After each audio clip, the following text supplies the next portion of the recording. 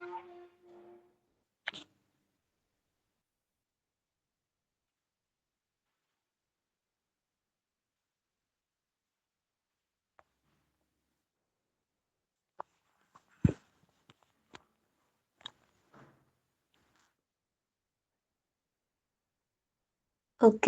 നമ്മൾ ഇന്ന് സോഷ്യലിന്റെ 6ാം ക്ലാസ്സിലെ 2ാമത്തെ യൂണിറ്റ് നോക്കാൻ പോകുന്നത്. നമുക്കറിയാം, കഴിഞ്ഞ ദിവസം നമ്മൾ കണ്ടായിരുന്നു ഫസ്റ്റ് യൂണിറ്റ്, നമ്മുടെ മധ്യകാല ഇന്ത്യ, അധികാര കേന്ദ്രങ്ങൾ. അതിന്റെ നമ്മൾക്ക് ആവശ്യത്തിൽ കൂടുതൽ പഠിക്കാനുള്ള കുറെ ടോപ്പിക്കുകൾ നമ്മൾ കണ്ടാണ്.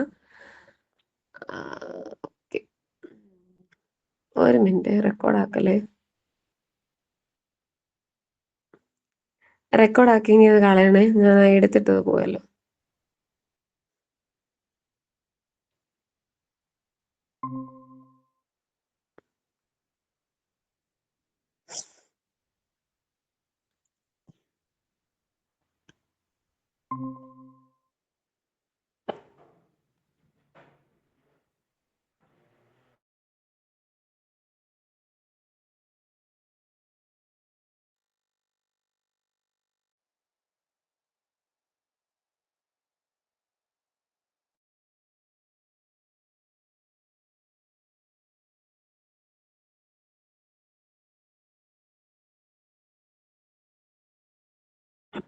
ഓക്കെ, ഹലോ, കേൾക്കാലോ അല്ലെ? ഓക്കെ, നമ്മൾ ഇന്ന് 6ാം ക്ലാസ്സിലെ 2ാമത്തെ യൂണിറ്റ് ആണ് നോക്കാൻ പോകുന്നത്, സോഷ്യലിന്റെ. ഫസ്റ്റ് യൂണിറ്റ് നമ്മൾ കഴിഞ്ഞ ദിവസം കണ്ടായിരുന്നു. എല്ലാവർക്കും സ്ക്രീനെ കാണാമല്ലോ അല്ലെ? ഓക്കെ, നമ്മൾ ഫസ്റ്റ് യൂണിറ്റില് കുറെ കാര്യങ്ങൾ കണ്ടായിരുന്നു. നമ്മുടെ മധ്യകാല ഇന്ത്യ, അധികാര കേന്ദ്രങ്ങൾ, ആ ചാപ്റ്ററുമായിട്ട് കണക്ട് ചെയ്തുകൊണ്ട് തന്നെയുള്ള ഒരു ചാപ്റ്ററാണ് നമ്മുടെ സെക്കൻഡ് യൂണിറ്റ്, മധ്യകാല ഇന്ത്യ, സമൂഹം, വിഭവം, വിനിമയം എന്നുള്ളത്. അപ്പൊ ഇതിന്റെ അകത്തും നമ്മൾ ആ ഫസ്റ്റ് യൂണിറ്റിൽ കണ്ടുപോയ അധികാര കേന്ദ്രങ്ങളുമായിട്ട് ബന്ധപ്പെട്ട് കുറെ അധികം കാര്യങ്ങൾ പഠിക്കാനുണ്ട്. നമ്മൾ പറഞ്ഞായിരുന്നു, ആദ്യം സൽത്തനത്ത് കാലമായിരുന്നു, പിന്നെ മുഗൾ ഭരണം വന്നു, പിന്നെ ദക്ഷിണേന്ത്യയിലും പശ്ചിമേന്ത്യയിലും ഓരോ രാജവംശങ്ങളൊക്കെ വന്നു. അതെല്ലാം നമ്മൾ കണ്ടുപോയ കാര്യങ്ങളാണ്. അതുമായിട്ട് ബന്ധപ്പെട്ട കുറെ രാജാക്കന്മാരുടെ പേരുകളൊക്കെ നമ്മൾ പഠിച്ചായിരുന്നു. അപ്പൊ അങ്ങനെ കണക്ട് ചെയ്തുകൊണ്ട് തന്നെയുള്ള ഒരു ചാപ്റ്ററാണ് നമ്മുടെ ഈ സെക്കൻഡ് യൂണിറ്റ്, മധ്യകാല ഇന്ത്യ, സമൂഹം, വിഭവം, വിനിമയം. നമുക്ക് നോക്കാം. ഹിന്ദുസ്ഥാൻ അത്ഭുതമുളവാക്കുന്ന ഭൂഭാഗമാണ്. മറ്റു രാജ്യങ്ങളുമായി താരതമ്യം ചെയ്യുമ്പോൾ അത് തികച്ചും വിഭിന്നമാണ്. ഇവിടുത്തെ പർവ്വതങ്ങൾ, നദികൾ, കാടുകൾ, മരുഭൂമികൾ എല്ലാം വ്യത്യസ്തമാണ്. ഇവിടുത്തെ മൃഗങ്ങൾ, ചെടികൾ, ജനങ്ങൾ, ഭാഷകൾ, മഴ, കാറ്റ് എല്ലാം വൈവിധ്യമാർന്നവയാണ്. ഇത് എതിലെയാണ്? ഇത് ബാബർനാമ എന്ന് പറയുന്ന ഒരു ഓർമ്മക്കുറിപ്പിലെ കുറച്ച്, അതായത് നമ്മുടെ ഹിന്ദുസ്ഥാൻ, അതായത് നമ്മുടെ ഇന്ത്യയെ പറ്റി പറഞ്ഞിരിക്കുന്ന കുറച്ച് കാര്യങ്ങളാണ്. അത് എവിടെയാണ് പ്രതിപാദിച്ചിരിക്കുന്നത്? നമ്മുടെ ബാബർനാമ എന്ന് പറയുന്ന ഓർമ്മക്കുറിപ്പ്. നമ്മൾ ഫസ്റ്റ് യൂണിറ്റിൽ അക്ബർനാമ എന്ന് പറയുന്നൊരു ഇത് പഠിച്ചായിരുന്നു. അക്ബർനാമ ആരെഴുതിയതായിരുന്നു? അബുൾ ഫസൽ ആരെ കുറിച്ച് എഴുതിയതായിരുന്നു? നമ്മുടെ അക്ബർ ചക്രവർത്തിയെ കുറിച്ച് എഴുതിയതായിരുന്നു അക്ബർനാമ. ഇനിയിപ്പോ ബാബർനാമ, ബാബർ എന്നുള്ള പേര് കേൾക്കുമ്പോൾ തന്നെ അറിയാം, നമുക്കറിയാം സൽത്തനത്തെ കാലത്തെ ഭരണം എല്ലാം വീക്കായി കഴിഞ്ഞ, അതായത് അവരെ പരാജയപ്പെടുത്തിക്കൊണ്ട് മുഗൾ ഭരണത്തിന് തുടക്കം കുറിച്ച വ്യക്തിയാണ് നമ്മുടെ ബാബർ. അപ്പൊ അദ്ദേഹത്തെ കുറിച്ചുള്ള ഒരു ഓർമ്മക്കുറിപ്പാണ് നമ്മുടെ ബാബർ നാമ എന്ന് പറയുന്നത്. അപ്പൊ ആ പേര് കേൾക്കുമ്പോൾ തന്നെ നിങ്ങൾ ഓർക്കുക, ബാബർ നാമയാണെങ്കിൽ അത് ബാബറിനെ കുറിച്ചും, അക്ബർ നാമയാണ് നമ്മുടെ അക്ബറിനെ കുറിച്ചോ, അക്ബറിന്റെ ഭരണ സംവിധാനങ്ങള്, മുൻഗാമികള് എന്നൊക്കെ പറഞ്ഞ് നമ്മൾ കഴിഞ്ഞ ക്ലാസ് കണ്ടതായിരുന്നു. അപ്പൊ നോക്കിക്കേ, മുഗൾ ചക്രവർത്തി ബാബറിന്റെ ഓർമ്മക്കുറിപ്പാണ് ഏത്? നമ്മുടെ ബാബർ നാമ എന്നറിയപ്പെടുന്നത്. മുഗൾ ചക്രവർത്തിയായിട്ടുള്ള ബാബറിന്റെ ഓർമ്മക്കുറിപ്പിന്റെ പേരാണ് ഏത്? ബാബർ നാമ. കഴിഞ്ഞ യൂണിറ്റ് നമ്മൾ കണ്ടതാണ്, നമ്മുടെ സൽത്തനത്തിലെ ഇബ്രാഹിം ലോധിയെ പരാജയപ്പെടുത്തിക്കൊണ്ട് മുഗൾ ഭരണത്തിന് തുടക്കം കുറിച്ച വ്യക്തിയാണ് നമ്മുടെ ബാബർ നാമ. അപ്പൊ ഇതിലെ മെയിൻ പോയിന്റുകൾ ഞാൻ ജസ്റ്റ് പറഞ്ഞു പോകുന്നുള്ളൂ കേട്ടോ. ഇന്ത്യയിലെ വൈവിധ്യങ്ങളും വിഭവങ്ങളുമാണ് ബാബർ വിശദീകരിക്കുന്നത്. ഈ വൈവിധ്യങ്ങളും വിഭവ സമൃദ്ധിയുമാണ് സഞ്ചാരികളെ മധ്യകാല ഇന്ത്യയിലേക്ക് ആകർഷിച്ചത്. അക്കാലത്തെ സാമ്പത്തിക അവസ്ഥ മനസ്സിലാക്കുന്നതിന് അവരുടെ സഞ്ചാരക്കുറിപ്പുകള് സഹായിക്കുന്നു. നമ്മൾ കണ്ടായിരുന്നു, അതില് അക്ബർനാമയുടെ കണ്ടു. അതുപോലെ തന്നെ ഇന്ത്യയിൽ കൂടെ സഞ്ചരിച്ച കുറെ വ്യക്തികള് ഇന്ത്യയുടെ സൗന്ദര്യം അല്ലെങ്കിൽ ഇന്നീന കാര്യങ്ങൾ ഇന്ത്യയിൽ ഉണ്ട് എന്നൊക്കെ അവരുടെ ഓർമ്മക്കുറിപ്പിലൊക്കെ എഴുതാറുണ്ട്. അത് നമ്മൾ കഴിഞ്ഞൊരു യൂണിറ്റിലും കണ്ടായിരുന്നു. അതുപോലെ തന്നെ ഈ ഒരു യൂണിറ്റിലും അതുമായിട്ട് ബന്ധപ്പെട്ട കാര്യങ്ങളാണ് നമ്മൾ നോക്കുന്നത്. നോക്കിക്കേ, ഇതാണ് നമ്മുടെ അടുത്തൊരാള്, അൽ ബറൂനി എന്ന് പറയുന്ന ഒരു സഞ്ചാരി ഇന്ത്യയിലെ കൃഷിയെയും തൊഴിലിനെയും കുറിച്ച് പറഞ്ഞിരിക്കുന്ന ഒരു കാര്യമാണിത്. ധാന്യങ്ങൾ കൃഷി ചെയ്യുന്നതിനും കന്നുകാലികളെ മേയ്ക്കുന്നതിനും ഭരണാധികാരികൾക്ക് ഭൂമി കരവും മേച്ചിൽ കരവും കൊടുക്കണം. ഇതുപോലെ തന്നെ കച്ചവട വരുമാനങ്ങളിൽ നിന്ന് നികുതി അടയ്ക്കണം. വരുമാനത്തിന്റെ 1/6 നാടിന്റെ സംരക്ഷണത്തിനായി ഉപയോഗിക്കേണ്ടതാണ്. ഇത് അൽ ബറൂനി, അദ്ദേഹം ഒരു സഞ്ചാരിയാണ്. അദ്ദേഹം മധ്യേഷ്യയിൽ നിന്ന് ഇന്ത്യയിലെത്തിയപ്പോൾ കണ്ട കാര്യങ്ങളാണ് അദ്ദേഹത്തിന്റെ ഓർമ്മക്കുറിപ്പിൽ എഴുതിയിരിക്കുന്നത്. ഇതുപോലെ തന്നെ നമ്മൾ വിജയനഗരത്തെ കുറിച്ച് അബ്ദുൾ റസാഖ് എഴുതിയതൊക്കെ നമ്മൾ ആ ഫസ്റ്റ് യൂണിറ്റിൽ കണ്ടായിരുന്നു. അതിന്റെ പ്രത്യേകതകൾ എന്നൊക്കെ പറഞ്ഞു. അതായത് അവിടുത്തെ ഒരു ഉദ്യോഗസ്ഥന് എന്താ ഇന്ന ഇന്ന കാര്യങ്ങളൊക്കെ ചെയ്തു കൊടുക്കണം എന്നൊക്കെ പറഞ്ഞുകൊണ്ട് നമ്മൾ കണ്ടായിരുന്നു. അതായത് വിജയനഗരം ആയിട്ട് ബന്ധപ്പെട്ട് അബ്ദുൾ റസാഖ് അദ്ദേഹം എഴുതിയ വിവരണമൊക്കെ നമ്മൾ ഫസ്റ്റ് യൂണിറ്റിൽ കണ്ടു. അതുപോലെ തന്നെ ഈ ഒരു യൂണിറ്റില് അൽ ബറൂനി, അദ്ദേഹം ഒരു സഞ്ചാരിയാണ്. അദ്ദേഹവും നമ്മുടെ ഇന്ത്യയെ പറ്റി കണ്ട കാര്യങ്ങൾ, അവിടുത്തെ കൃഷി അല്ലെങ്കിൽ അവിടുത്തെ കൈത്തൊഴിലുകൾ, ഇതിനെല്ലാം പറ്റിയൊരു എഴുതിയ ഓർമ്മക്കുറിപ്പിലെ കാര്യങ്ങളാണ് ഇവിടെ പറഞ്ഞിരിക്കുന്നത്. നോക്കിക്കേ, മധ്യകാല ഇന്ത്യയിലെ ജനങ്ങളുടെ പ്രധാന തൊഴിൽ കൃഷിയായിരുന്നു. പരുത്തി, ധാന്യങ്ങൾ, പയറുവർഗ്ഗങ്ങൾ, നീലം, കരിമ്പ് തുടങ്ങിയവയായിരുന്നു അക്കാലത്തെ പ്രധാന വിളകൾ. കൃഷിക്ക് അനുയോജ്യമായതും എന്നാൽ കൃഷി ഇറക്കാത്തതുമായ ഭൂമി അക്കാലത്ത് ഇന്ത്യയിൽ ധാരാളം ഉണ്ടായിരുന്നു. ഇത്തരം ഭൂമിയിൽ ആദ്യമായി കൃഷി ചെയ്യുന്നവർക്ക് അതിന്റെ ഉടമാവകാശം ലഭിച്ചിരുന്നു. ഇപ്രകാരം കൃഷിഭൂമിയുടെ ഉടമാവകാശം നേടാൻ ഉത്സാഹശീലരായ കർഷകർ ശ്രമിച്ചു. കാർഷിക പുരോഗതിക്കായി ഭരണാധികാരികൾ സ്വീകരിച്ച നടപടികൾ ശ്രദ്ധിക്കൂ. ജലസേചന സൗകര്യങ്ങൾ ഒരുക്കി, വിത്തുകൾ വിതരണം ചെയ്തു, നികുതി ഇളവുകൾ നൽകി. മധ്യകാലഘട്ടത്തിൽ ഉദ്യോഗസ്ഥർക്ക് വേതനമായി ഭൂമി പതിച്ചു കൊടുത്തു. ഈ സമ്പ്രദായം സൽത്തനത്ത് കാലഘട്ടത്തിൽ ഇഖ്ത എന്നും മുഗൾ കാലഘട്ടത്തിൽ ജാഗിർദാരി എന്നും അറിയപ്പെട്ടിരുന്നു. നോക്കിയേ, സൽത്തനത്ത് കാലഘട്ടത്തിൽ ഇഖ്ത എന്നും മുഗൾ കാലഘട്ടത്തിൽ ജാഗിർദാരി എന്നും അറിയപ്പെട്ടിരുന്നു. എന്താണ് അത്? മധ്യകാലഘട്ടത്തില് ഉദ്യോഗസ്ഥർക്ക് വേതനമായിട്ട് ഭൂമി പതിച്ചു കൊടുത്തിരുന്നു. അതായത് അന്നത്തെ കാലത്ത് എന്താ, കുറെ സ്ഥലം കൃഷിക്കായിട്ട് ഉള്ളതും ഉണ്ടായിരുന്നു. അതായത് കൃഷിയൊന്നും ചെയ്യാതെ ചുമ്മാ കിടക്കുന്നതും ഉണ്ടായിരുന്നു. പക്ഷെ അപ്പൊ കുറെ പേര് എന്താ കൃഷി ചെയ്യണം അല്ലെങ്കിൽ എങ്ങനെയെങ്കിലും പൈസയൊക്കെ ഉണ്ടാക്കണം എന്നുള്ള ആ ഒരു ഇതില് അവർ ആ ഭൂമിയൊക്കെ ഏറ്റെടുക്കുകയും അതുപോലെ തന്നെ അതില് കൃഷി ചെയ്ത് എന്താ കൂടുതൽ കൂടുതൽ വിളവുകളൊക്കെ ഇറക്കിക്കൊണ്ട് നമ്മുടെ ഇന്ത്യയെ ആകർഷകമാക്കുന്ന രീതിയിൽ തന്നെയാണ് അവര് ഓരോ കാര്യങ്ങൾ ചെയ്തുകൊണ്ടിരുന്നത്. അപ്പൊ ആദ്യമായിട്ട് കൃഷി ചെയ്യുന്നവര് അവരെവിടെയാണോ കൃഷി ചെയ്യുന്നത് അത് അവർക്ക് ലഭിച്ചിരുന്ന ആ ഒരു ഭൂമി. അത് കഴിഞ്ഞ് പിന്നീടാണ് ഈ ഉടമകൾ അല്ലെങ്കിൽ ജന്മിമാരെന്നുള്ള ആ ഒരു ഇതിലേക്കൊക്കെ വന്നത്. അപ്പൊ ആദ്യം കൃഷി ചെയ്തവരെന്താ, അവര് കൃഷി ചെയ്യുന്ന സ്ഥലമെല്ലാം അവരുടേതാണെന്ന് പറഞ്ഞ് ഉടമസ്ഥാവകാശം അവരതിന്റെ നേടിയിരുന്നു. പിന്നീടാണ് ഈ ജന്മിമാരെന്നൊക്കെയുള്ള ആ ഒരു ഇതിലേക്ക് വന്നത്, ആ ഒരു കാഴ്ചപ്പാടിലേക്ക് വന്നത്. അപ്പൊ ഇങ്ങനെ മധ്യകാലഘട്ടത്തില് ഉദ്യോഗസ്ഥർക്ക് വേതനമായി ഭൂമി പതിച്ചു കൊടുത്തിരുന്നു. ആ ഒരു സമ്പ്രദായമാണ് എന്ത്, മുഗൾ കാലഘട്ടത്തിൽ ജാഗിർദാരി എന്നും നമ്മുടെ സൽത്തനത്ത് കാലഘട്ടത്തിൽ അതിനെ ഇഖ്ത എന്നും അറിയപ്പെടുന്നത്. ഇനി ഇപ്പുറത്തോട്ട് നോക്കിക്കേ, കൃഷിയോടൊപ്പം നമ്മൾ പറഞ്ഞ കൃഷി മാത്രമല്ല, അവർക്ക് കൈത്തൊഴിലുകളായിട്ട് പലതരത്തിലുള്ള തൊഴിലുകൾ, അതായത് കൽപ്പണികളുണ്ട്, ലോഹപ്പണികളുണ്ട്, പിന്നെ സ്ത്രീകളൊക്കെ ആണെങ്കിൽ ഈ നമ്മുടെ തുണിയൊക്കെ നെയ്യുന്നത്, അങ്ങനെ കുറെ അധികം കൈത്തൊഴിലുകളും ഉണ്ടായിരുന്നു. കൃഷിയോടൊപ്പം കാർഷിക ഉപകരണങ്ങളുടെ നിർമ്മാണവുമായി ബന്ധപ്പെട്ട പല കൈത്തൊഴിലുകളും ഗ്രാമങ്ങളിൽ നിലനിന്നിരുന്നു. അതാണ് നമ്മൾ പറഞ്ഞ ലോഹപ്പണികള്, അതുപോലെ തന്നെ ചക്രപ്പണികള്, ഇതെല്ലാം കൃഷിയോടൊപ്പം തന്നെ അവര് മുൻപോട്ട് കൊണ്ടുവന്നിരുന്ന കാര്യങ്ങളാണ്. നോക്കിയ കർഷകർ ജലസേചനത്തിന് ഉപയോഗിച്ചിരുന്ന ജലചക്രം, ഇതെല്ലാം അവര് സ്വന്തമായിട്ട് നിർമ്മിക്കുകയാണ്. അവിടെ വെള്ളം നല്ല രീതിയിൽ വെള്ളമുള്ള ഒരു സമയമായിരുന്നു. അതുകൊണ്ട് തന്നെ വെള്ളം ഉള്ള പ്രദേശങ്ങളിൽ, ആ വെള്ളം നദിയോട് ചേർന്നുള്ള പ്രദേശങ്ങളിൽ അവർ ധാരാളം കൃഷി ഇറക്കി. അപ്പൊ അതിനാവശ്യമായിട്ടുള്ള ഉപകരണങ്ങൾ, ഈ ജലചക്രങ്ങള്, പിന്നെ ഈ കലപ്പ, അങ്ങനെയുള്ള പലതരത്തിലുള്ള ഉപകരണങ്ങളെല്ലാം അവർ സ്വന്തമായിട്ട് നിർമ്മിച്ചിരുന്നു. നെയ്ത്തും മറ്റ് കൈത്തൊഴിലുകളുമായിരുന്നു പട്ടണങ്ങളിലെ പ്രധാന തൊഴിൽ. നമ്മുടെ കൃഷി ഒക്കെ നമ്മുടെ ഗ്രാമങ്ങളിലായിരുന്നു കൂടുതലും. പിന്നെ നെയ്ത്തും ബാക്കിയുള്ള തരത്തിലുള്ള കൈത്തൊഴിലുകളും ഒക്കെ എവിടെയാണ്, പട്ടണങ്ങളിലെ പ്രധാന തൊഴിലുകളായിരുന്നു. ഗ്രാമീണ ജനത ഉൽപ്പാദിപ്പിച്ച പരുത്തിയും നീലവും പട്ടുനൂലും നെയ്ത്ത് വ്യവസായത്തെ ശക്തമാക്കി. ഇന്ത്യൻ നെയ്ത്തുകാർ വ്യത്യസ്ത ഗുണത്തിലും നിറത്തിലുമുള്ള വസ്ത്രങ്ങൾ ഉൽപ്പാദിപ്പിച്ചു. പട്ട്, പരുത്തി, കമ്പിളി എന്നിവ കൊണ്ടുണ്ടാക്കിയ വസ്ത്രങ്ങൾ അവയെ പ്രധാനപ്പെട്ടവയായിരുന്നു. തുണി നെയ്ത്തിന് പുതിയ ഉപകരണങ്ങൾ ഉപയോഗിച്ചു. നൂൽ നൂൽക്കാനുള്ള ചർക്കയും നെയ്ത്തിനുള്ള തറികളും അവയിൽ പ്രധാനപ്പെട്ടവയായിരുന്നു. തുണികളിൽ ചായം മുക്കുന്നതിന് നീലവും നിറക്കൂട്ടുകളും ഉപയോഗിച്ചു. ഇന്ത്യൻ തുണിത്തരങ്ങൾ ലോക പ്രശസ്തി നേടി. നോക്കി, നമ്മുടെ ചർക്ക, നമ്മുടെ ഗാന്ധിജി ഉപയോഗിച്ചിരുന്ന ചർക്കയിൽ നെയ്തെടുത്ത വസ്ത്രങ്ങളായിരുന്നല്ലോ അദ്ദേഹം ഉപയോഗിച്ചിരുന്നത്. അപ്പം ഈ ചർക്ക പോലുള്ള കാര്യങ്ങള്, അതുപോലെ തന്നെ ഗ്രാമങ്ങളിൽ നിന്നുള്ള പട്ട്, പരുത്തി, കമ്പിളിയൊക്കെ കൊണ്ടാണ് പട്ടണങ്ങളിൽ ഈ വസ്ത്രങ്ങളെല്ലാം നിർമ്മിച്ചുകൊണ്ടിരുന്നത്. അപ്പൊ നെയ്ത്ത് വിദ്യക്ക് അല്ലെങ്കിൽ നെയ്ത്തിന് കൂടുതൽ പ്രാധാന്യം, പിന്നെ ഇന്ത്യയിൽ നെയ്ത്ത് വിദ്യ കൂടുതൽ നന്നായി നടക്കുന്നു എന്നുള്ള പ്രശസ്തി നേടി, ലോക പ്രശസ്തി നേടി. ഇന്ത്യയിൽ ഈ തുണിത്തരങ്ങളും നെയ്ത്ത് വിദ്യയെല്ലാം ലോക പ്രശസ്തി നേടി. ഇനിയുള്ളത് നഗരങ്ങളും വാണിജ്യവും. വിജയനഗരം എന്ന മഹാനഗരി കീഴ്ക്കാന്തൂക്കായ മലനിരകൾക്കരികിലാണ്. നഗരത്തിൽ ആകർഷകമായ ഉദ്യാനങ്ങളും ഉപവനങ്ങളും ഉണ്ട്. സമ്പൽ സമൃദ്ധിയുടെ കേദാരമായ ഈ നഗരത്തിലെ അങ്ങാടികളെല്ലാം വില പിടിച്ച വസ്തുക്കളെ കൊണ്ട് നിറഞ്ഞവയാണ്. അത് നിക്കോള കോണ്ടി, അതായത് അതും വേറൊരു സഞ്ചാരിയാണ്. അദ്ദേഹം നമ്മുടെ വിജയനഗരത്തില്, നമ്മൾ പറഞ്ഞായിരുന്നു ദക്ഷിണേന്ത്യയിലെ ഒരു രാജ്യമാണ് നമ്മുടെ വിജയനഗരവും ചോള രാജ്യവും ബാഗ്മിനി നഗരവും ഒക്കെ.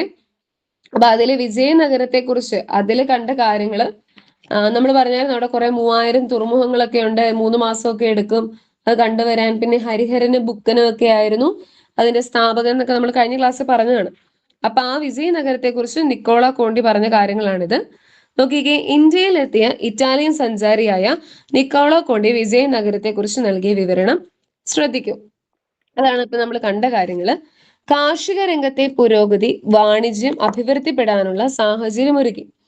ഇന്ത്യയിലെ സുഗന്ധവ്യഞ്ജനങ്ങൾ, തുണിത്തരങ്ങൾ, തുകൽ, രത്നങ്ങൾ, ചന്ദനം, ലോഹങ്ങൾ, മുത്ത്, ആനക്കൊമ്പ് തുടങ്ങിയവ പുറം നാടുകളിൽ പ്രിയമുള്ള വിഭവങ്ങളായിരുന്നു. ഈ വിഭവങ്ങളാണ് വ്യാപാരികളെ ഇന്ത്യയിലേക്ക് ആകർഷിച്ചത്. ലോകത്തിന്റെ വിവിധ ഭാഗങ്ങളിൽ നിന്ന് നിരവധി കച്ചവടക്കാർ മധ്യകാലത്ത് ഇന്ത്യയിലെത്തി. നോക്കി, ഇന്ത്യയുമായി വ്യാപാരം നടത്തിയ പുറം നാട്ടുകാർ ആരെല്ലാമായിരുന്നു? ചൈനക്കാര്, അറബികൾ, പോർച്ചുഗീസുകാർ, ഡച്ചുകാർ, ഇംഗ്ലീഷുകാർ, ഫ്രഞ്ചുകാർ. നമ്മൾ ഇതിന്റെ കോഡ് പഠിച്ചായിരുന്നു. നമ്മളന്ന് കൂടുതലും ഈ സുഗന്ധവ്യഞ്ജനങ്ങളെല്ലാം കയറ്റുമതി ഇറക്കുമതി എല്ലാം ചെയ്തുകൊണ്ടിരുന്ന, അല്ലെങ്കിൽ ഇന്ത്യയിൽ നിന്ന് കൊണ്ടുപോയിക്കൊണ്ടിരുന്നവരെന്നൊക്കെ പറഞ്ഞ് നമ്മൾ ആ ഒരു ചാപ്റ്ററിൽ സോഷ്യൽ സയൻസിന്റെ നമ്മൾ പറഞ്ഞായിരുന്നു. പോർച്ചുഗീസുകാര്, ഡച്ചുകാര്, ഇംഗ്ലീഷുകാര്, ഫ്രഞ്ചുകാരാണെന്ന്. അവരാണ് ആദ്യം കേരളത്തിലും എത്തിയത്. പോർച്ചുഗീസുകാര്, ഡച്ചുകാര്, ഇംഗ്ലീഷുകാര്, ഫ്രഞ്ചുകാര്. നമ്മൾ പറഞ്ഞായിരുന്നു ഒരു കോഡൊക്കെ വെച്ച്, PDF എന്നൊക്കെ പറഞ്ഞ് നമ്മൾ ആ ഒരു കോഡ് വെച്ച് പഠിച്ചായിരുന്നു. ആദ്യം പോർച്ചുഗീസുകാരാണ് എത്തിയത് നമ്മുടെ കേരളത്തില്, പിന്നെ ഡച്ചുകാര്, പിന്നെ ഇംഗ്ലീഷുകാര്, ഫ്രഞ്ചുകാര്. ഇപ്പൊ ഇന്ത്യയിലെ മൊത്തത്തിൽ എടുക്കുമ്പം ആദ്യം വന്നത് ആരാ? നമ്മുടെ ചൈനക്കാരും, അത് കഴിഞ്ഞ് വന്നതാണ് നമ്മുടെ അറബികള്. പിന്നെ ഈ കോഡോടെ എടുത്താൽ മതി. ഇപ്പൊ CA PDF എന്ന് ഓർത്താൽ മതി. നമ്മുടെ ഇന്ത്യയുമായിട്ട് വ്യാപാരം നടത്തിയ പുറംനാട്ടുകാര്, ആദ്യം ചൈനക്കാര്, പിന്നെ അറബികള്, പിന്നെ പോർച്ചുഗീസുകാര്, ഡച്ചുകാര്, ഇംഗ്ലീഷുകാര്, ഫ്രഞ്ചുകാര്. അപ്പൊ ആ ഒരു കോഡ് ഓർത്താൽ മതി, CA PDF. അതിൽ കേരളത്തിലേത് PDF എന്നുള്ള ഓർത്താൽ മതി. ഇന്ത്യ മൊത്തത്തിൽ എടുക്കുമ്പോൾ അത് CA PDF എന്നുള്ള രീതിയിൽ ആ കോഡൊന്ന് ഓർത്ത് വെച്ചാൽ മതി കേട്ടോ. നമ്മുടെ ഇന്ത്യയായിട്ട് വ്യാപാരം നടത്തിയവര് ചൈനക്കാരുണ്ട്, അറബികളുണ്ട്, അതുപോലെ തന്നെ നമ്മുടെ പോർച്ചുഗീസുകാരുണ്ട്, ഡച്ചുകാരുണ്ട്, ഇംഗ്ലീഷുകാരുണ്ട്, ഫ്രഞ്ചുകാരും ഉണ്ട്. അപ്പൊ ഇതാണ് നമ്മുടെ ഇന്ത്യയുമായിട്ട് വ്യാപാരം നടത്തിയ പുറം നാട്ടുകാര്. ഇനി നോക്കിക്കേ, ഇവിടെ ഒരു ബോക്സിൽ ഒരു കാലിക്കോയും കാലിക്കറ്റും. നമുക്കറിയാം കാലിക്കറ്റ് എന്ന് പറഞ്ഞാൽ നമ്മുടെ സ്വന്തം കോഴിക്കോടെന്ന് നമ്മൾ പറയും. അപ്പൊ അതെങ്ങനെ ആ പേര് വന്നു എന്നൊക്കെയുള്ളതാണ് നമ്മൾ ഇനി നോക്കാൻ പോകുന്നത്. കോഴിക്കോട് നിന്ന് പരുത്തി തുണിത്തരങ്ങൾ മറ്റു സ്ഥലങ്ങളിലേക്ക് കയറ്റുമതി ചെയ്തിരുന്നു. ഈ തുണിത്തരങ്ങൾ യൂറോപ്യൻ വിപണിയിൽ കാലിക്കോ എന്നാണ് അറിയപ്പെട്ടിരുന്നത്. കോഴിക്കോടിനെ യൂറോപ്യന്മാർ കാലിക്കറ്റ് എന്നാണ് വിളിച്ചത്. അപ്പൊ കോഴിക്കോട് നിന്നുള്ള തുണിത്തരങ്ങൾ, അതായത് പരുത്തി തുണിത്തരങ്ങൾ മറ്റു സ്ഥലങ്ങളിലേക്ക് കയറ്റുമതി ചെയ്തിരുന്നു. ഈ തുണിത്തരങ്ങൾ യൂറോപ്യയിൽ അറിയപ്പെട്ടിരുന്നു. നമ്മൾ കോഴിക്കോട് നിന്ന് കൊണ്ടുപോയത് കൊണ്ട് അവിടെ അത് അറിയപ്പെട്ടിരുന്നത് കാലിക്കോയ എന്നായിരുന്നു. അങ്ങനെ നമ്മുടെ യൂറോപ്യന്മാർ നമ്മുടെ കോഴിക്കോടിന് ഒരു പേരിട്ടു, കാലിക്കറ്റ് എന്നുള്ള പേര് വിട്ടു. അപ്പൊ അത് അങ്ങനെയാണ് വന്നത്. യൂറോപ്യന്മാരാണ് ആ ഒരു പേര് നൽകിയെന്നാണ് പറയുന്നത്. അപ്പൊ നമ്മുടെ ഇവിടെ നിന്നുള്ള പരുത്തി തുണിത്തരങ്ങള് മറ്റു സ്ഥലങ്ങളിലേക്ക് കയറ്റുമതി ചെയ്തിരുന്നു.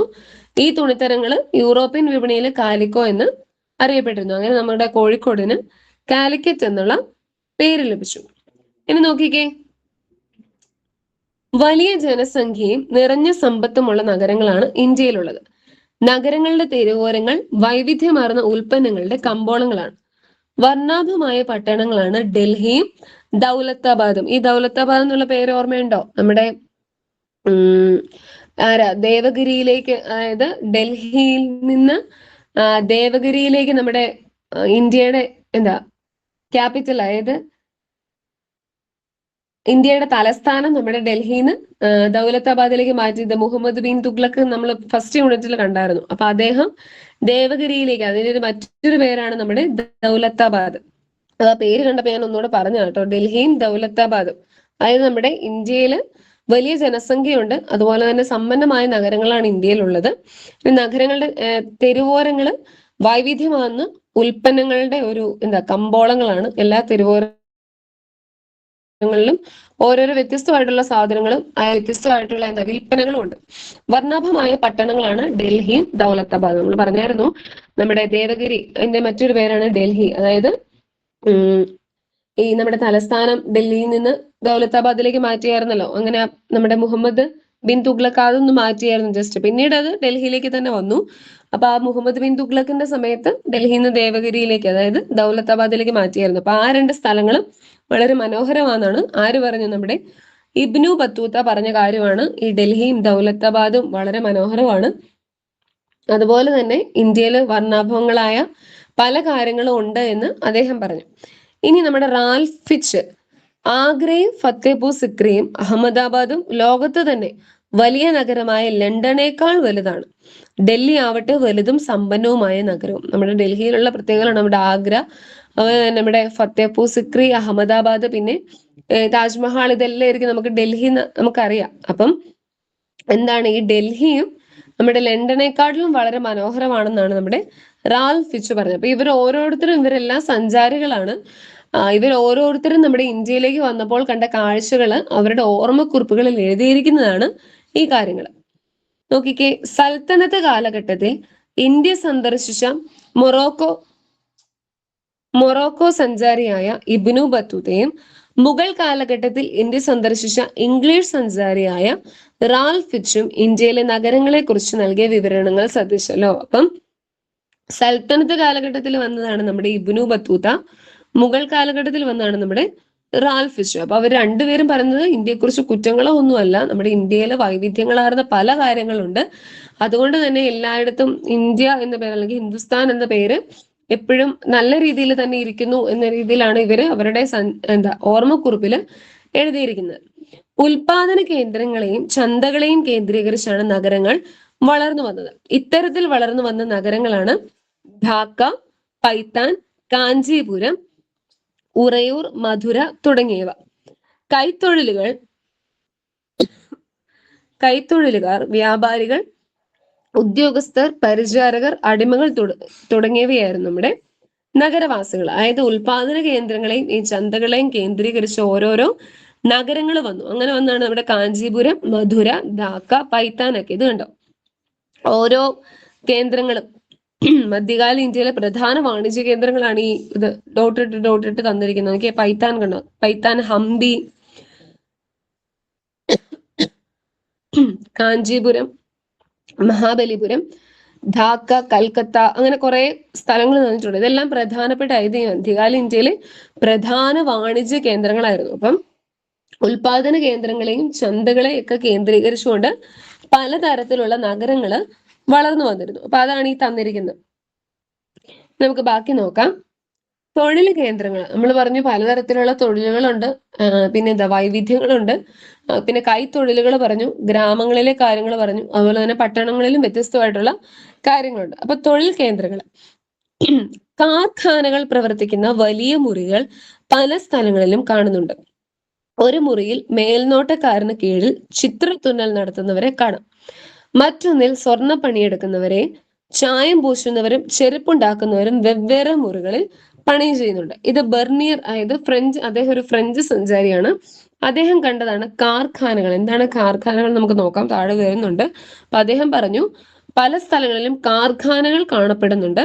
അതുപോലെ തന്നെ സ്വർണ്ണപ്പണി എടുക്കുന്നവരുണ്ട്, ചായം പൂശുന്നവരും, തുന്നൽ നടത്തുന്നവരും, ചെരുപ്പുണ്ടാക്കുന്നവരും, അങ്ങനെ പലതരത്തിലുള്ള തൊഴിലുകൾ ചെയ്യുന്നവര് കുറെ അധികം നമ്മുടെ ഇന്ത്യയിലുണ്ടെന്ന് ബെർണിയർ, ഫ്രഞ്ച് സഞ്ചാരിയായ ബെർണിയർ പറഞ്ഞതാണ്. നോക്കിക്കേ, ഇതാണ് ഒരു പെയിന്റിങ്, കാർഖാനയുടെ ഒരു പെയിന്റിംഗ് ആണിത്. ചെങ്കോട്ടയിലെ കാർഖാന ഒരു പെയിന്റിംഗ് ചിത്രമാണ്.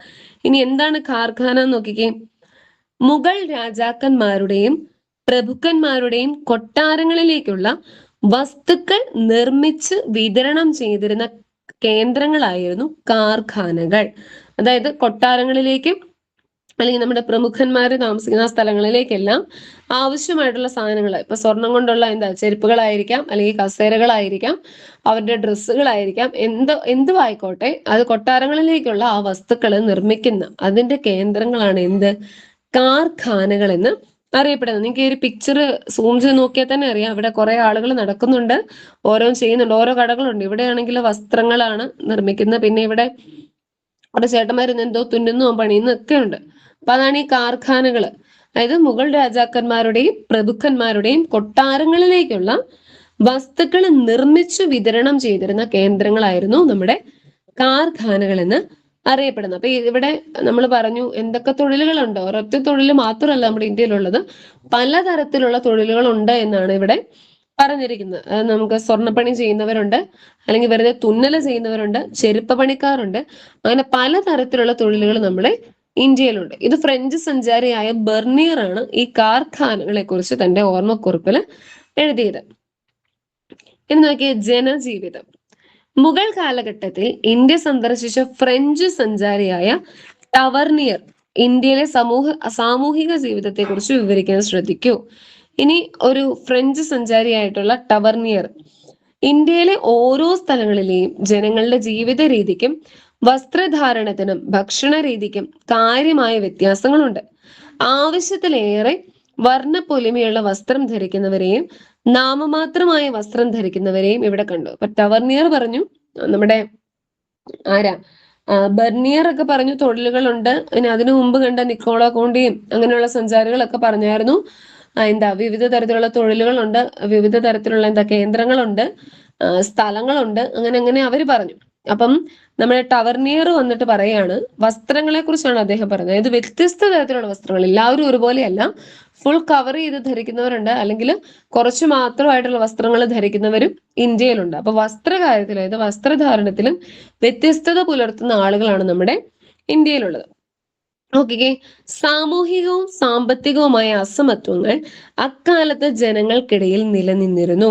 അവ എന്തൊക്കെയായിരുന്നു എന്ന് നോക്കാം. നമുക്കറിയാം പലതരത്തിലുള്ള അസമത്വങ്ങൾ ഉണ്ടായിരുന്നു. നമ്മൾ കടന്നു വന്ന ചാപ്റ്ററുകളെല്ലാം നമ്മൾ ഫുഡിന്റെ കാര്യത്തിലും വസ്ത്രങ്ങൾ കാര്യത്തിലും ഒക്കെ നമ്മൾ പലതരത്തിലുള്ള അസമത്വങ്ങളും പിന്നീടത് എല്ലാവർക്കും ഇക്വാളിറ്റി എന്ന രീതിയിൽ വന്ന കാര്യങ്ങളൊക്കെ നമ്മൾ കണ്ടതാണ്.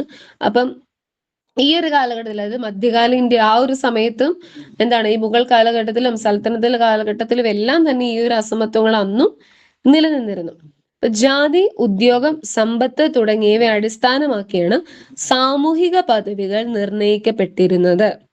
രാജാക്കന്മാർ, പ്രഭുക്കന്മാർ, പുരോഹിതന്മാർ, ഉദ്യോഗസ്ഥന്മാർ തുടങ്ങിയവർ ഉയർന്ന സാമൂഹിക പദവി അനുഭവിച്ചു. കൈത്തൊഴിലുകളിലും കൃഷിയിലും ഏർപ്പെട്ടിരുന്നവർ സമൂഹത്തിലെ താഴെ തട്ടിലുള്ളവരായിരുന്നു. ഓരോ ജാതിയിൽപ്പെട്ടവർക്കും അവരുടേതായ ആചാരങ്ങളും അനുഷ്ഠാനങ്ങളും ഉണ്ടായിരുന്നു. സതി, ശൈശവ വിവാഹം തുടങ്ങിയ അനാചാരങ്ങൾ നിലനിന്നിരുന്നു. അപ്പൊ ഈ തരത്തിലുള്ള അസമത്വങ്ങൾക്ക് കാരണമായിരുന്നത്, അല്ലെങ്കിൽ എന്തൊക്കെയായിരുന്നു ആ അസമത്വത്തിന്, സാമൂഹികവും സാമ്പത്തികവും ആയിട്ടുള്ള അസമത്വങ്ങള് എന്തൊക്കെ കാരണങ്ങൾ കൊണ്ടാണ് നിലനിന്നിരുന്നത് എന്നാണ് നമ്മളിപ്പം ചർച്ച ചെയ്തത്. നോക്കി, ഈ പോയിന്റുകളൊക്കെ ജസ്റ്റ് നിങ്ങളൊന്ന് വായിച്ചൊന്ന് ഓർത്തിരിക്കുക. ചിലപ്പോൾ ആ 2-3 വാക്കുകൾ ഇങ്ങനെ നിലനിന്നിരുന്നില്ല അല്ലെങ്കിൽ ഉണ്ടായിരുന്നു എന്നൊക്കെ പറഞ്ഞ രീതിയിൽ നമുക്ക് സ്റ്റേറ്റ്മെന്റ് ചോദിക്കാം. നമുക്ക് സോഷ്യലിന് കൂടുതൽ സ്റ്റേറ്റ്മെന്റ് ടൈപ്പ് ആണല്ലോ വരുന്നത്. അപ്പൊ ഈ ഒരു മധ്യകാല ഇന്ത്യയിലെ അസമത്വങ്ങൾ അല്ലെങ്കിൽ തൊഴിൽ സംബന്ധമായിട്ടുള്ള കാര്യങ്ങൾ ഇന്നതായിരുന്നു, അല്ലെങ്കിൽ ഇതിലെ തെറ്റായ പ്രസ്താവന ഏത്, അങ്ങനെ നമുക്ക് ചോദിക്കാം. അപ്പൊ അതുകൊണ്ട് ആ സ്റ്റേറ്റ്മെന്റ് ടൈപ്പിലോ അല്ലെങ്കിൽ പോയിന്റ് ആയിട്ട് കിടക്കുന്നൊക്കെ വായിച്ചിട്ട് തന്നെ പോണേ. നമുക്ക് പെട്ടെന്ന് ചിലപ്പോൾ ഓർക്കുമ്പോൾ ഇതൊക്കെ ഓക്കെ, ഇത് അവിടെ ഉണ്ടായിരുന്നതാണല്ലോ, ഇപ്പൊ ഇതിൽ ഏതായിരിക്കും തെറ്റെന്നൊക്കെ നമുക്കൊരു കൺഫ്യൂഷൻ അടിക്കും. അപ്പം ആ ഒരു കാര്യങ്ങളൊക്കെ ജസ്റ്റ് ഒന്ന് വായിച്ചൊന്ന് ഓർത്ത് തന്നെ പോവുക. അപ്പൊ ഇത്രയും കാര്യങ്ങളാണ് തൊഴിലുമായിട്ട് ബന്ധപ്പെട്ട് ഇതിൻ്റെ അകത്തുള്ളത്.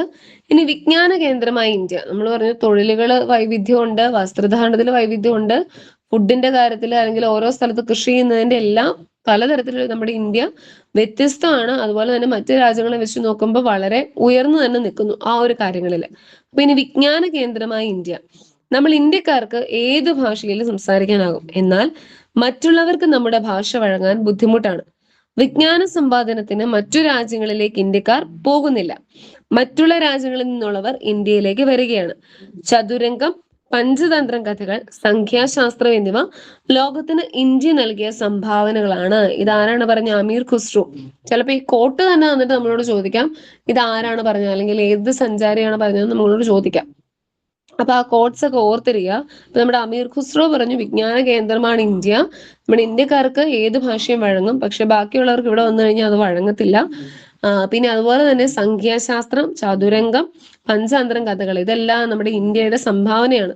നമ്മുടെ ഈ മാത്സിലെ DLED ഫസ്റ്റ് സെമ്മിൽ നമ്മൾ ആ സെക്കൻഡ് യൂണിറ്റിൽ ഈ ഗണിതശാസ്ത്രത്തിന്റെ ചരിത്രമൊക്കെ പഠിക്കുമ്പോൾ അതിൻ്റെ അകത്ത് പൂജ്യം കണ്ടുപിടിച്ചു അല്ലെങ്കിൽ സംഖ്യാശാസ്ത്രമായിട്ട് ബന്ധപ്പെട്ട കുറെ കാര്യങ്ങൾ നമ്മുടെ ഇന്ത്യയുടെ സംഭാവനയാണെന്നൊക്കെ നമ്മൾ പറയുന്നുണ്ട്. ഇനി ഇന്ത്യക്കാരായിട്ടുള്ള ഗണിതശാസ്ത്രജ്ഞന്മാരുണ്ട്, കേരളത്തിലെ ഗണിതശാസ്ത്രജ്ഞന്മാരുണ്ടെന്നൊക്കെ നമ്മൾ പഠിക്കുന്നതാണ്.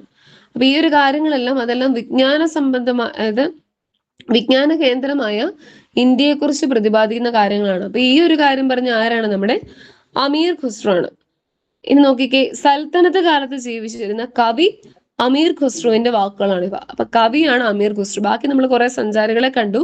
അപ്പൊ ഈ കവിയായിട്ടുള്ള അമീർ ഖുസ്രു ആണ് ഈ ഒരു കാര്യങ്ങൾ വിജ്ഞാന കേന്ദ്രമായ ഇന്ത്യയെ കുറിച്ച് എഴുതിയത്.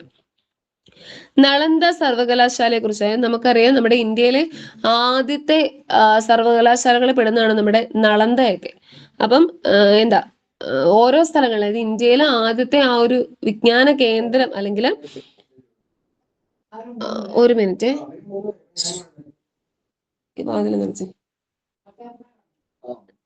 നളന്ദ സർവകലാശാല നമ്മുടെ ഇന്ത്യയിലെ ആദ്യത്തെ സർവകലാശാലയാണ് നമ്മുടെ നളന്ദയൊക്കെ. അപ്പൊ അതുമായിട്ട് ബന്ധപ്പെട്ട ഒരു കുറച്ച് നോട്ട്സ് ഉണ്ട്. നമ്മുടെ ഈ ടെക്സ്റ്റിനകത്ത് അങ്ങനെ കാര്യമായിട്ട് പറയുന്നില്ല, ജസ്റ്റ് നമ്മുടെ പഴയ ടെക്സ്റ്റിലാണെങ്കിലും ജസ്റ്റ് നളന്ദ സർവകലാശാല ഇന്നയാൾ സ്ഥാപിച്ചു, ഇന്ന രാജാവിന്റെ കാലത്താണ് എന്നൊക്കെ പറയുന്നുണ്ട്. നമ്മുടെ DLEDന്റെ CP അല്ലല്ലോ, നമ്മുടെ ഫസ്റ്റ് സെമ്മിലെ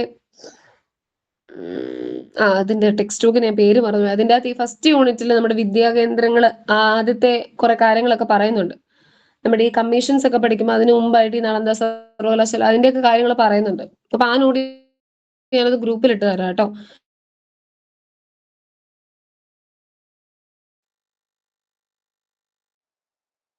അപ്പൊ നോക്കിക്കേ, ലോകത്ത്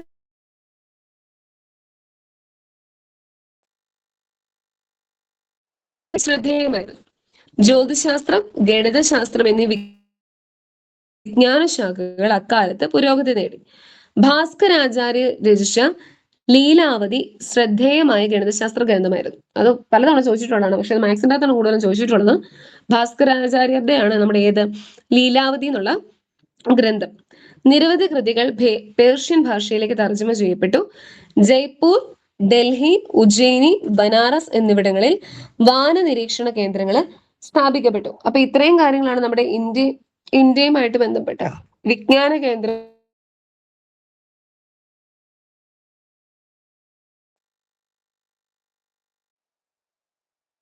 ബന്ധപ്പെട്ട ഇന്ത്യ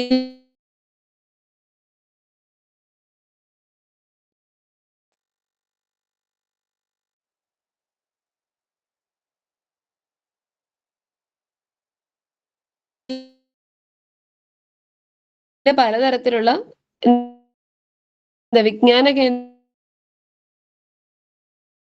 വളരെ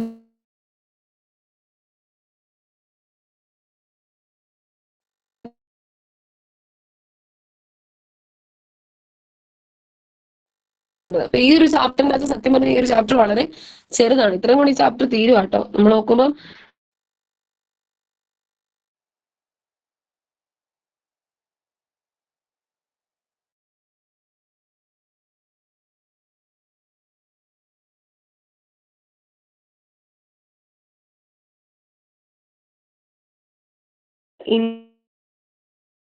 ഇന്ത്യയിലേക്ക് വന്ന സഞ്ചാരികളുടെ കുറിപ്പുകൾ ഈ കാലഘട്ടത്തെ കുറിച്ച് വിവരങ്ങൾ തരുന്നു. നമ്മൾ കണ്ടായിരുന്നു ഓരോരുത്തർ ഓരോ സഞ്ചാരികൾ ഓരോ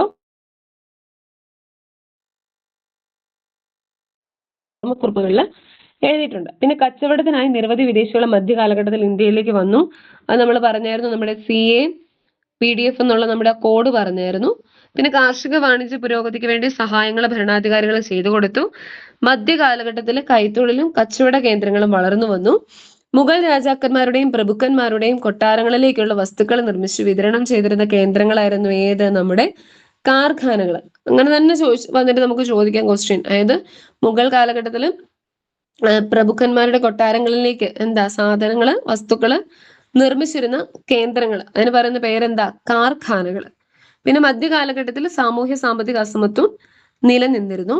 ഇന്ത്യ സാമ്പത്തിക പുരോഗതിക്കൊപ്പം വിജ്ഞാന പുരോഗതിയും കൈവരിച്ചു. അപ്പൊ ഇത്രയും കാര്യങ്ങളാണ് നമ്മൾ ഈ ഒരു യൂണിറ്റിൽ കണ്ടത്. ജസ്റ്റ് അതിന്റെ ഒരു സംഗ്രഹം ഇതിനകത്ത് തന്നിട്ടുണ്ടെന്നേ ഉള്ളതേ ഉള്ളൂ. നോക്കിക്കേ, ഈ പഠന നേട്ടങ്ങൾ അങ്ങനെ എന്താ ജസ്റ്റ് എന്തൊക്കെ കാര്യങ്ങളാണ് ഇതിന്റെ അകത്ത് ഈ ഒരു ചാപ്റ്ററിനകത്ത് ഉണ്ട് എന്നുള്ള ഇത് പറഞ്ഞിട്ടുള്ളത്. അപ്പൊ ഇതിന്റെ അകത്ത് പ്രധാനമായിട്ടും അവരുടെ കോട്ടുകൾ നോക്കണം. അതായത് ഓരോരുത്തരും പറഞ്ഞ കാര്യങ്ങൾ എന്തൊക്കെയാണെന്നുള്ളത് നമുക്ക് അങ്ങനെയും ചോദിക്കാം, പറയാൻ പറ്റില്ല.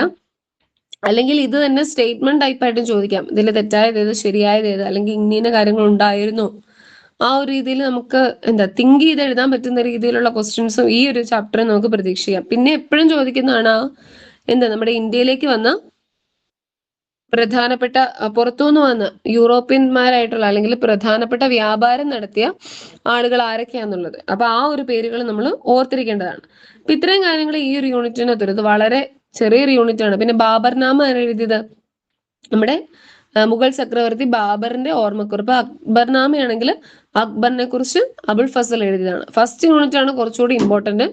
പക്ഷെ സെക്കൻഡ് യൂണിറ്റ് നമുക്ക് ഇമ്പോർട്ടന്റ് അല്ല, അല്ലെങ്കിൽ അത് പഠിക്കണ്ട എന്നങ്ങനെ നമുക്ക് പറയാൻ പറ്റത്തില്ല. അപ്പൊ സെക്കൻഡ് യൂണിറ്റ് വളരെ ഇമ്പോർട്ടന്റ് ആണ്. പിന്നെ ഈ നളന്ദ സർവകലാശാലയെ കുറിച്ചുള്ള കാര്യങ്ങളും അത് ആരാണ് സ്ഥാപിച്ചത് അതുമായിട്ട് ബന്ധപ്പെട്ട ആ നോട്ടുകൾ ഞാൻ ഗ്രൂപ്പിലേക്ക് ഇട്ട് തരാം കേട്ടോ.